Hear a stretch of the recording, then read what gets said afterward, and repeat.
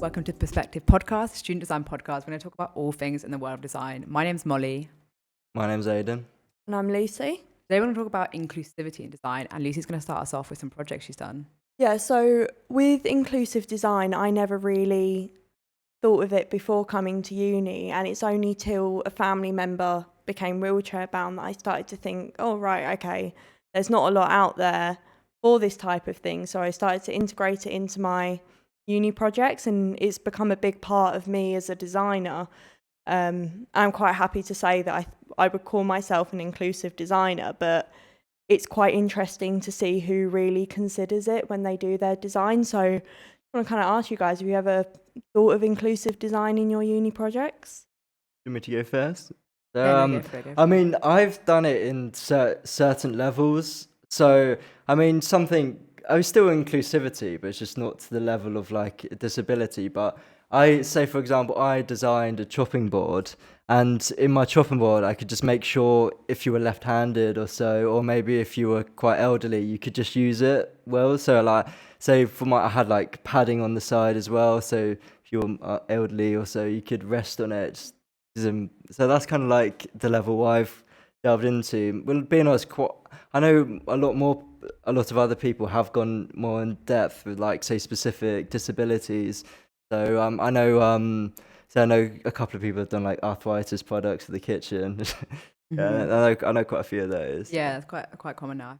Yeah, I think I've looked at projects before. I did a project for someone who had osteoporosis, so they were using an electric wheelchair and needed a walker, which I was really lucky to be able to make that for them. But it wasn't until I was testing that walker that I realized how many places were not wheelchair friendly, and even places that were like completely, they weren't really wheelchair friendly. Yeah. Or I had so many times like using and testing it with this person that we would try and go in somewhere and the wheelchair entrance would be locked, and you'd have to go round to the entrance to ask them to unlock it, but that had stairs. And it wasn't until like things like that happened to me when I was with this person that I realized like the hundreds of extra steps this person must go through every day to just like get from A to B.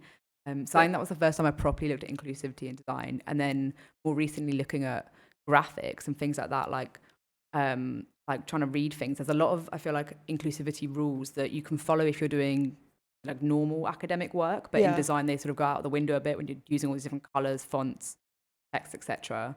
And so I think a lot of that inclusivity goes out the window, and it makes it a lot harder for people who have dyslexia or other disabilities, things like that. Yeah, because obviously within the UK, there's 17% of the UK's population is disabled, and with things like, as a designer, you could say, well, I don't know from their perspective.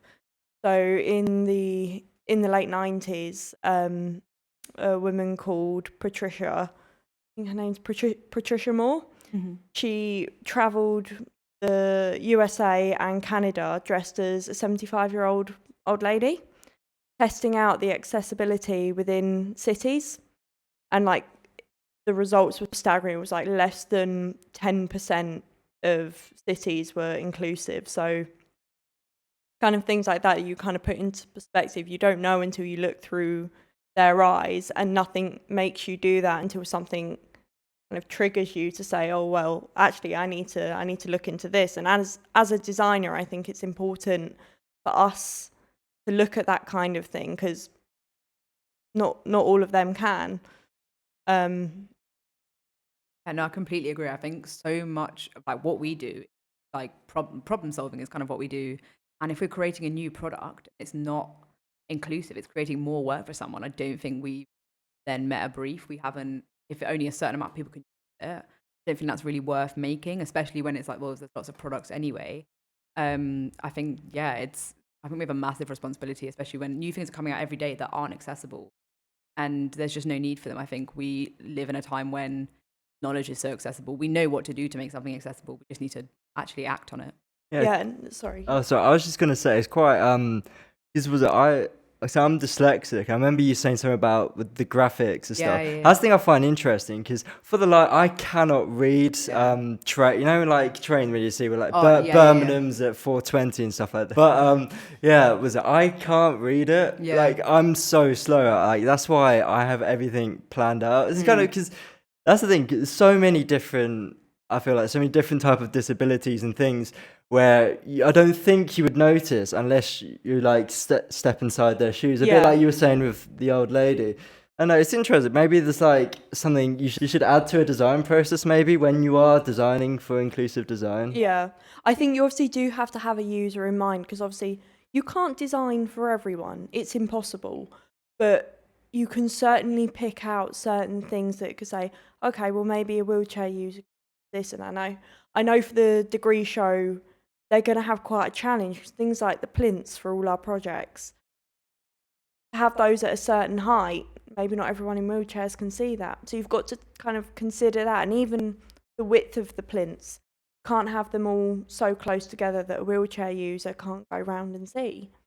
So there's a lot of consideration, things like exhibitions. Inclusive design can be everywhere, restaurants, products, kind of everything. But as you pointed out, there's like inclusive design missing in so many public places. I think it's so hard to pick up on it. Yeah. You don't like notice it until I think inclusive design is currently seen, but it's an add-on. It's not like part of a design. Usually it's something like another entrance is there. It's not with the main entrance. I think it is improving, but it just makes you think a lot about how we shouldn't be designing as an add-on.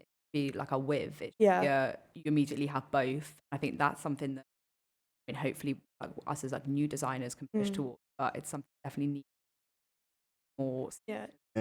Sorry, go ahead. I think there's another aspect of it is adapting old infrastructure where this wasn't even a possibility. Because I just had a thought, because every time I go on to, say, like in London on the tubes or anything, or on train, I find it mental being like, there'd be one station and be like, this one has disabled access. I find it insane. There's not all of them, especially at this point. And that's a lot to do with how buildings are protected. So they'll be listed. So I know one university, I won't say the university, but I know a student who, unfortunately, she can't get to any of her lectures. So she enrolled into this university and then after enrolling became a wheelchair user. And it took her a lot of time to get into this university. It was one of her greatest achievements. And it's not wheelchair accessible. So she's left with this big dilemma of she started a big petition.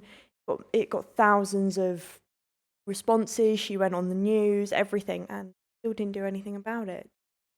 The building was listed. So I think inclusive design is a relatively new thing. They didn't start considering inclusive design till after World War II, when soldiers were coming back missing limbs. And even with Patricia Moore, she didn't do that until I think it was like 1998. So it is a very new thing, and like universal design only became a thing in the late 1980s. So I think as designers, it is all very fresh, very new. We're all still working on it. But I think there's still a long way to go before we achieve proper inclusive design. I do think, I think people need to step in the shoes a lot more of these, because I do think sometimes it can be a bit of a cop-out of a brief, no offense to anyone who's done it, but I think, because I see like so often like arthritis products, this is like Wish as well, and it would just be like a tin opener, and the only thing that makes it arthritis is like automatic or something. But I think for inclusive design, I think people need to step in the shoes a bit more. I think it's more of a thing with the design process, with the starting of it. I think people need to delve that little bit deeper rather than just the surface issue of, say again, arthritis, that they can't screw things too much. Because I think that is, I mean, don't even have to ask a designer like the issues with someone with arthritis. But I think truly being like a quite good designer would be finding little itty details with their like day.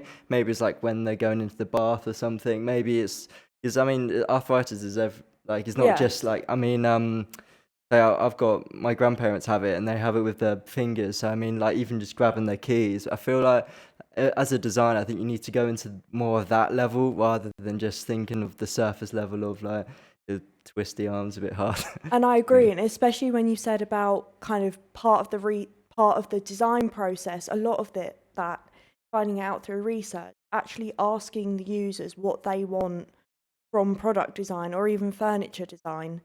So I think that's quite a big thing. So I know with my own project, I've been looking into hearing loss and associating that with furniture design. So I've been going out there and asking people, finding charities, finding societies, and the level of response that I've been getting has been amazing. And so many people have been willing to get involved. A lot of people are excited for my end product because they've never had someone go, yeah, you know what, I want to design something that you guys will benefit from it. They're not used to that. And kind of the shock from that has made me realise, okay, I definitely want to take this past uni. This is what I want to do as a designer. And it just shocked me how surprised they were that someone was doing this for them. So that's quite... Yeah, I think it's really interesting, like you say, how lost touch a little bit possibly with, I think it's weird, like everything we do is meant to be sort of based, a lot of it, and we've lost touch with who actually needs the product, why they want it. And like you say, I think it gets to a point where you go back to that person and think you're not doing it for these millions, like there's obviously millions of people affected, but like it is a person at the end of the day. They're not just a user who might be using it. They have very specific problems. Almost like we need to stop doing all this fancy analysis when you can just go and talk to the person and find out exactly what their problems are. Sometimes, I mean, sometimes they might not even have issues with it. Yeah, no, Like, I feel like it's such a thing just to be like, for example, the tin opener. Maybe I'm thinking sometimes, I think it's based on assumptions. Sometimes, like, I think they just see something being like, oh, was it maybe their grandkids are going to buy this for their grandparents, so let's pretend this is an issue. Because I mean, it can see sometimes it might not just be adapting something for something. It could be an entirely different thing that no one's even considered before. Okay, because a lot of the problems are caused by the design not working for them in the first place, rather than like them just like the problem isn't caused by their disability. The problem is caused by the fact that they probably can't open that because it's designed for them. I think it's a lot of time we need to look at things more of what's wrong with what is previously designed, rather than like what's really wrong isn't the word, like different about the person. I mean, they might not even want it. Yeah. That's the thing. They might. Let's say maybe all this is based on assumptions. You find out the person, they don't even have beans that often. You talk to most elderly people, and maybe they just have meals and wheels. You know what I mean? Yeah. There's a bit like you might find out the thing you're adapting is something they're not even wanting, and so it is just that. I think especially with like companies like Wish just mass producing anything, and they're just like getting say a grandchild would just see that and it's like that would be a quick easy present, and as like the base of the design isn't based on helping them, it's more just on being so commercialized. Yeah, no, completely. And Lucy, have you seen examples that you think like companies or brands have done really good inclusive design before? So there's one, I can't remember the name of the company, but they do a lot for prosthetics. And obviously people need prosthetics, but the whole point of them is comfort. So you can get functional prosthetics, but they cause a lot of issues with sores rubbing against the limb, or kind of they're not comfortable. And this person's got to be wearing it for 8+ hours a day, and this company are specifically designing for comfort.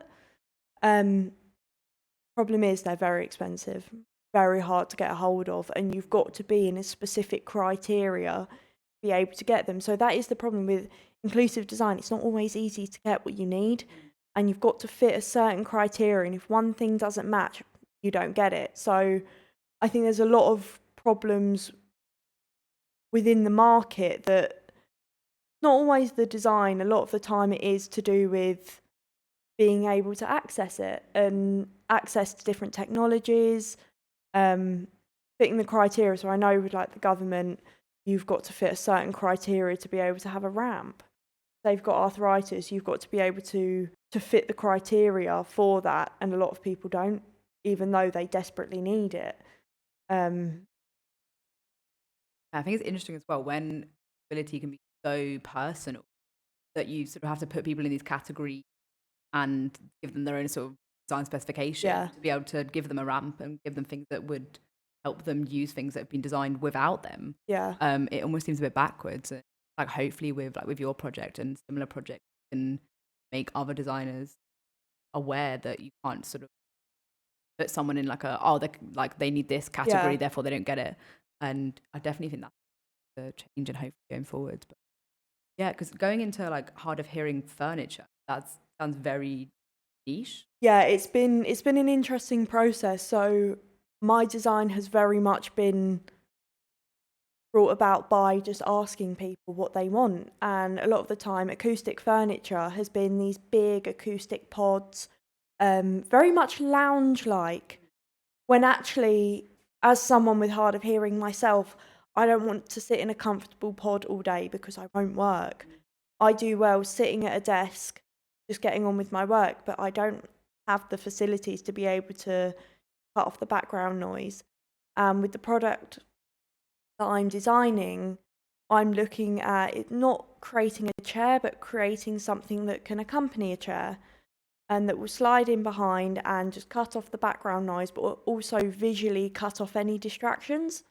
And the whole idea is it can be used by anyone, but it's there to benefit those who can't hear a Teams call in front of them or can't hear something that they're doing.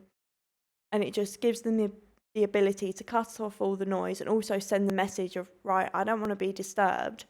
When you move it away, yeah, come talk to me. But when I'm in my own desk, I don't want to be disturbed. So background noise is definitely a big issue within distractions, and especially for someone with hearing loss, background noise is one of the main issues, especially for someone who wears hearing aids.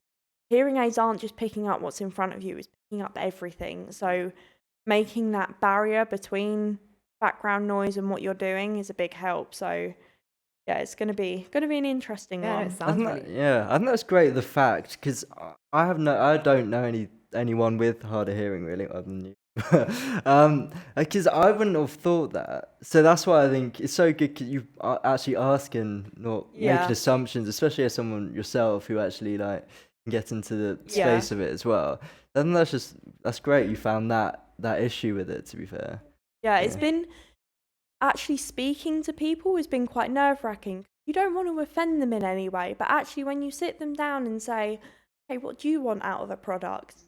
They're so like up for discussion and so up for like talking to you, and they're really like they're really integrated in this project and they're really excited to see the outcome. So I'm looking forward to kind of hopefully making something for them that will help them. That must be. I think you don't often see furniture that's both sort of, I said, like trendy, stylish, and accessible. Like Yeah. usually, as soon as it becomes accessible, it starts to look very clinical and Yeah. possibly a bit sort of like childlike. So I think Yeah. it's really nice to see, again, more of like a smaller area, but furniture that's meant to look nice and be used to help Yeah. you in your everyday. Because have you seen furniture like that you have taken inspiration from for this, or is this completely new?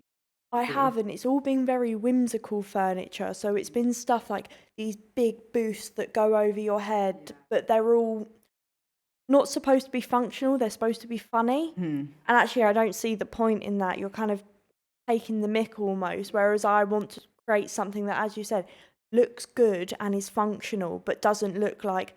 What I don't want is I don't want the person with hearing loss to stick out like a sore thumb. That's your worst nightmare. Whereas I want something that multiple people can use within the office space. You don't know which one of them has hearing loss because it's built for everyone. So, and one example is the company Orange Box made a chair that is specifically designed for people with severe back problems. But they also made that chair for everyone. They made a version that looks the exact same as a standard one, but just helps out people with back problems. Everyone in the office has it, but you don't know who's got the one made for someone with a back problem. And I thought that's what I wanted to aim for with this project. That is inclusive, isn't it? Yeah. Yeah, I think you need to not make him stand out a bit. 'Cause I remember when I was back in school, I did feel like a black sheep because I was the one with like the color thing you used to help you read and stuff. And I did really feel like it really made you stick out quite a lot. I think that's what you've done is a really good approach to take. To be fair. Yeah, so sort of, I guess now, like, your final thoughts, like, hopefully your project makes sort of waves in this, like, unique field and encourages others. But yeah, so what would you say, I guess, to other people looking to do inclusive design? So as I everyone should? definitely think it's becoming a bigger thing, especially after COVID. We saw so many vulnerable people get hit. I think that's been a bit of a switch for designers. Okay, we need to consider this a lot more. I definitely think it's evolving. It's getting bigger. More people are realising that it's needed. It's still not where it should be. And speaking to medical professionals, especially in hospitals, it's needed far more now more than ever, especially after COVID. So, yeah, I definitely think it's needed. That's an interesting one. Yeah, well, thank you so much.